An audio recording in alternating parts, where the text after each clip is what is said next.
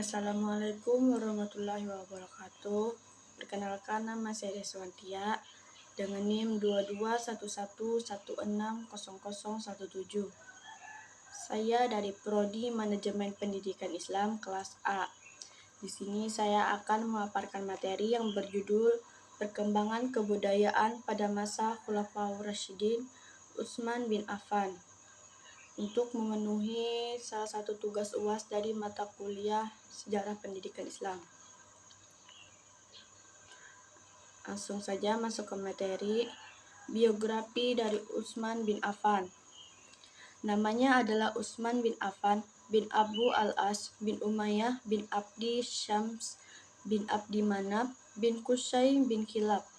Nasabnya bertemu dengan Rasulullah pada masa Abdi Manaf. Sedangkan ibunya bernama Arwa binti Quraisy bin Rabi'ah bin Habib bin Abd Syams bin Abdi Manaf bin Qusay. Nama ibu Arwa atau nenek Utsman bin Affan dari jalur ibu adalah Ummu Hukaim bin Abdullah bin Abdul Muthalib, ayah Rasulullah.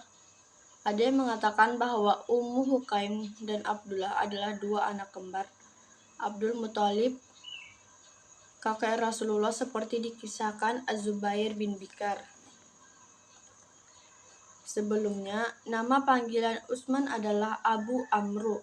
Akan tetapi, tatkala Utsman dikarunia anak dari Ruqayyah binti Rasulullah, anak itu diberi nama Abdullah. Maka kaum muslimin kemudian memberi nama panggilan kepada Utsman dengan panggilan Abu Abdillah. Utsman bin Affan mendapat gelar Zunnurain atau pemilik dua cahaya, Badruddin Al-Aini, ketika memberikan syarah terhadap Sahih Al-Bukhari, menceritakan bahwa seseorang bertanya Al-Mahab bin Abu Syaprah. Dia menanyakan tentang mengapa Utsman dijuluki Zunnurain. Lalu jawabannya adalah karena belum ada seseorang pun lelaki yang menikahi dua orang putri Nabi sejak Allah menciptakan Adam sampai hari kiamat kecuali Utsman. Khalifah Utsman dipilih dengan jalan musyawarah yang dilakukan oleh Dewan Surya yang dibentuk oleh Khalifah Umar bin Khattab. Utsman bin Affan menjabat sebagai khalifah semenjak 23 sampai 35 Hijriah. Utsman bin Affan adalah khalifah yang memerintah terlama, yaitu selama 12 tahun dalam dua periode. Dalam masa pemerintahannya, banyak diwarnai fitnah-fitnah yang tidak benar mengenai pemerintahannya. Abdullah bin Sabah adalah tokoh utama di balik fitnah itu. Ia menuduh Utsman dengan tuduhan bahwa lebih mengutamakan keluarganya dibandingkan dengan sahabat-sahabat Nabi yang secara kualitas mempunyai tingkat yang baik. Beliau memiliki peran besar dalam perkembangan Islam. Salah satunya adalah penyusun Al-Quran hingga menjadi mushaf yang sekarang disebut sebagai Mushaf Utsmani. Beliau wafat pada bulan Dzulhijjah tahun 35 Hijriah yang dibunuh oleh kaum Bukat dalam usia 82 tahun setelah menjabat sebagai khalifah selama 12 tahun. Beliau dimakamkan di kuburan Baqi di Madinah. Utsman terbunuh oleh kaum pemberontak yang terdiri atas orang yang kecewa terhadapnya. Selanjutnya, prestasi yang berhasil dicapai pada masa Khalifah Utsman bin Affan. Yang pertama, perluasan Masjidil Haram pada masa Khalifah Utsman bin Affan. Setelah Rasulullah SAW menaklukkan Mekah, beliau memusnahkan seluruh berhala yang ada di Ka'bah. Setelah itu, beliau memerintahkan pembuatan kiswah Ka'bah dan memberi wewangian. Hanya saja Rasulullah SAW sama sekali tidak melakukan renovasi Ka'bah dan sekitarnya. Beliau membiarkan bangunan Ka'bah seperti apa adanya, dalam kondisi seperti ketika bangunan itu pertama kali dibangun oleh Nabi Ibrahim. Sebab beliau khawatir jika perubahan bangunan Ka'bah akan menyebabkan munculnya fitnah. Alasannya adalah karena pada saat itu sebagian umat Islam adalah orang-orang yang baru akan masuk Islam. Jadi dapat dikatakan bahwa peristiwa terpenting yang terjadi pada masa Rasulullah Shallallahu Alaihi Wasallam yang berhubungan dengan Ka'bah adalah dijadikannya Masjidil Haram sebagai kiblat salat umat Islam berdasarkan perintah Allah Subhanahu Wa Taala. Pada masa pemerintahan Utsman bin Affan, ketika jumlah umat Islam semakin besar, Utsman menyadari keharusan untuk memperluas Masjidil Haram, lalu memerintahkan pembuatan koridor beratap di Masjidil Haram pada tahun 26 Hijriah. Pada saat itu, luas Masjidil Haram menjadi 4.482 meter, bertambah sekitar 25% dari luas sebelumnya. Yang kedua, perluasan Masjidil Nabawi pada masa Khalifah Utsman bin Affan. Seiring dengan berjalannya waktu, umat Islam pun terus bertambah sebagai dampak logis dari kian banyaknya keturunan para pemeluk Islam di semenanjung Arab. Sepeninggal Khalifah Umar bin Khattab, Khalifah Utsman bin Affan melanjutkan aktivitas penyebaran Islam yang diwariskan oleh kedua khalifah sebelumnya. Semua itu tentu menyebabkan bertambahnya jumlah darah yang mendatangi Masjid Nabawi sehingga muncullah kebutuhan mendesak untuk memperluas ruangan masjid. Apalagi beberapa pilarnya sudah mulai rusak. Saat proses renovasi pada masa Utsman, itulah untuk pertama kalinya dibuat bangunan pendek pada mihrab masjid untuk melindungi imam, menggunakan lampu minyak yang diletakkan di antara ruangan masjid. Yang ketiga, renovasi Masjid Quba di masa Khalifah Utsman bin Affan. Masjid Quba merupakan masjid yang pertama didirikan pada masa Islam. Dengan tangannya sendiri, Salam ikut membantu masjid ini ketika beliau sampai di Quba dalam menjalankan hijrah dari Mekah ke Madinah. Pada masa lalu, kaum muslimin selalu memberi perhatian terhadap Masjid Quba. Bangunan masjid ini direnovasi oleh Utsman bin Affan, lalu oleh Umar bin Abdul Aziz. Yang keempat, pengumpulan dan penulisan Al-Quran pada masa Khalifah Utsman bin Affan dan pembagiannya ke kota-kota Islam. Pertama, definisi Al-Quran. Secara etimologi, Al-Quran bersumber pokok bacaan. Sebagaimana yang diisyaratkan oleh firman Allah, sesungguhnya kami yang akan mengumpulkannya di dadamu dan membacakannya. Quran Surah Al-Qiyamah 75 ayat 17. Sementara secara terminologi, Al-Quran adalah firman Allah yang diturunkan kepada Rasulnya Muhammad lewat perantara malaikat Jibril dalam bahasa Arab yang jelas, lalu diriwayatkan kepada kita secara mutawir. Salah satu bentuk perhatian Rasulullah terhadap penulisan Al-Quran adalah setiap kali turun, beliau selalu memanggil salah seorang juru tulis beliau, lalu memerintahkannya untuk menulis ayat yang baru diturunkan itu. Al-Quran pada masa Rasulullah. Al-Quran diturunkan secara berangsur-angsur kepada Rasulullah. Beliau kemudian menghafalnya, menyampaikannya kepada orang banyak, dan memerintahkan penulisannya. Al-Quran ditulis di atas media al-as atau pelepah kurma, al-akh atau lempeng batu, potongan kain, potongan kulit hewan, tulang belikat, tulang sendi, dan al-akhtab atau kayu yang diletakkan di atas punggung unta. Yang kelima, kondisi Al-Quran pada masa Khalifah Utsman bin Affan. Armenia berhasil ditaklukkan oleh pasukan muslimin pada tahun 25 Hijriah di masa pemerintahan Utsman bin Affan. Sahabat Rasulullah yang bernama Hudzaifah bin al-Yaman merupakan seorang tokoh penakluk Armenia bersama beberapa orang dari Syam dan Irak. Sementara Hudzaifah sendiri berasal dari Madain yang terbentuk di wilayah Irak.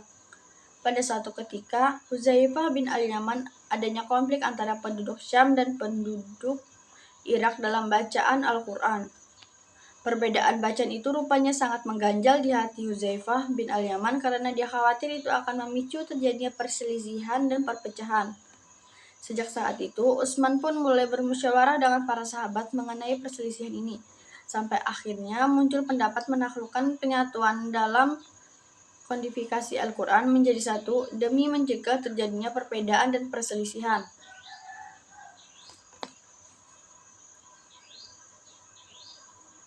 Yang keenam, kehidupan dan strata sosial masyarakat pada masa Khalifah Utsman bin Affan. Yang pertama ada karakter masyarakat. Pada masa Khalifah Utsman bin Affan, masyarakat Islam terus berlanjut menerapkan pedoman masyarakat berlaku saat itu. Pada masa Khalifah Umar bin Khattab, gembong pemberontak bernama Ibnu Sabah itu menebar benih fitnah dan merancang konspirasi di kota-kota utama Islam masa itu seperti di Madinah, Basrah, Kufah, Syam, dan Mesir. Konspirasi yang berakhir dengan terbunuhnya Khalifah Utsman di tangan para pemberontak yang datang dari kota-kota asal mereka untuk menghabisi sang khalifah. Yang kedua, kesetaraan sosial. Ketika tampuk kekhalifahan diserahkan kepada Khalifah Utsman bin Affan, dia memperbesar tunjangan bagi kaum muslimin melebihi yang ditetapkan oleh Umar bin Khattab. Utsman menambah jatah tunjangan bagi setiap prajurit muslim 100 dirham, lebih besar daripada yang ditetapkan oleh Umar.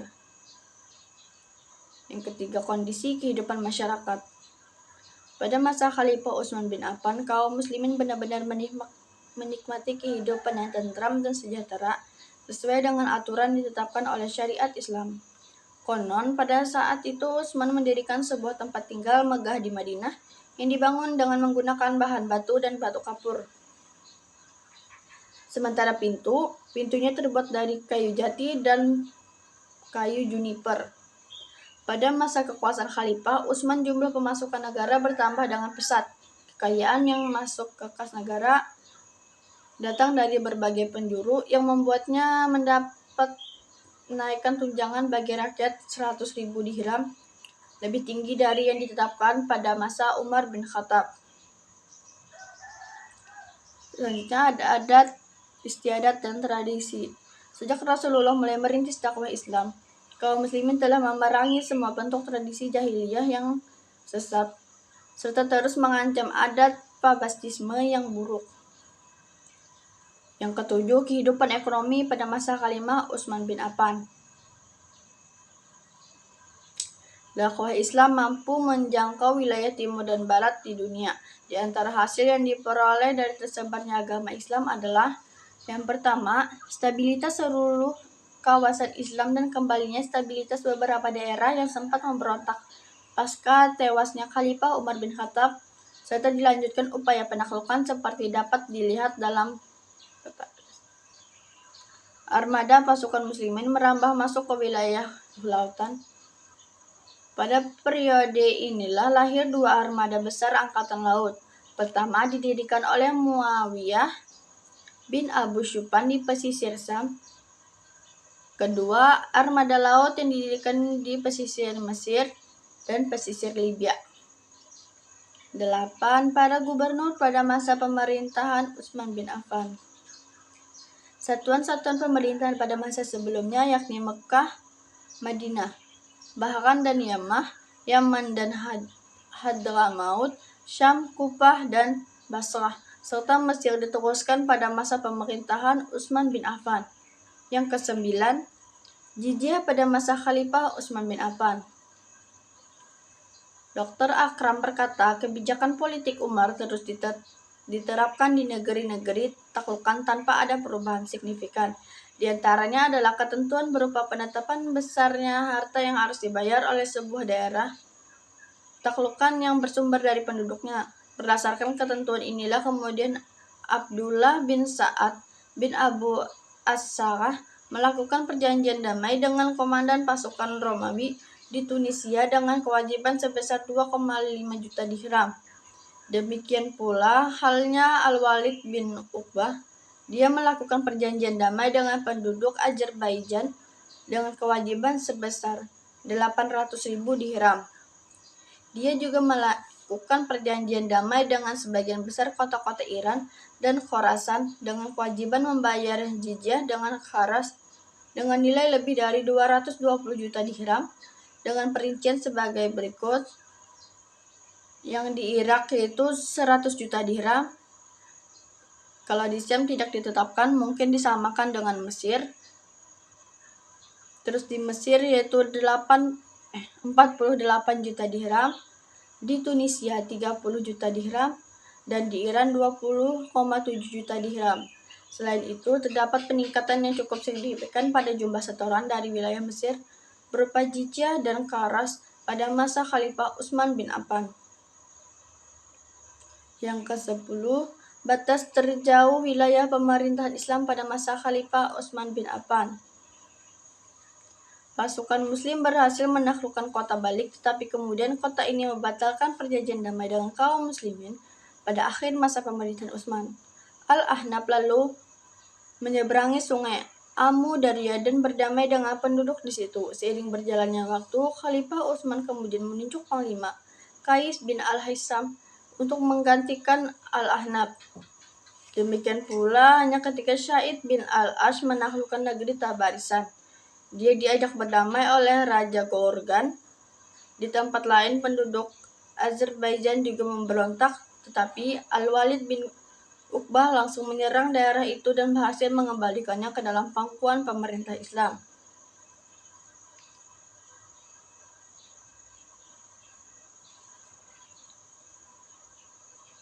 Yaitu ada kewajiban para penguasa.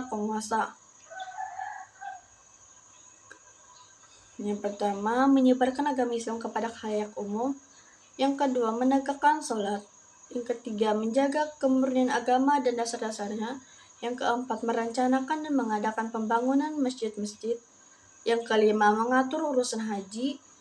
Dan yang keenam, menjalankan hudud atau hukuman syarat. Selanjutnya ada menjamin keamanan rakyat di tempat tinggal mereka.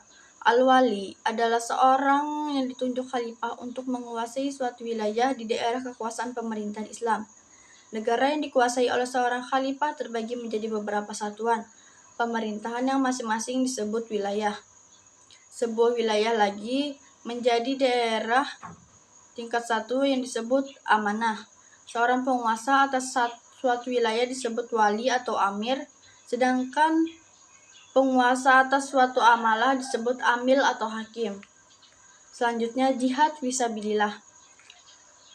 Ada mengirim prajurit untuk berjihad, melindungi wajah kekuasaan dari musuh, membentengi negeri taklukan dan mengawasi keadaannya, memasak pasokan ke kota-kota, mengejar dan menyiapkan generasi muda untuk berjihad, mengurus sanksi militer. Demikian dari pemaparan materi yang saya sampaikan, kurang dan lebihnya saya mohon maaf. Saya akhiri, wassalamualaikum warahmatullahi wabarakatuh.